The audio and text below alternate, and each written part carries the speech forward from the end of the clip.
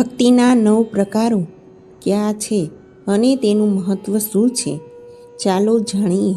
શ્રીમદ ભાગવત મુજબ ભક્તિના 9 પ્રકાર બતાવવામાં આવ્યા છે, જેને નવધા ભક્તિ કહેવાય છે. 1.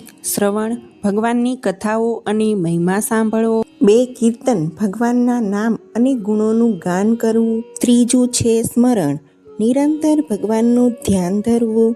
4. છે પાદ સેવન, ભગવાનના ચરણોની સેવા કરવી.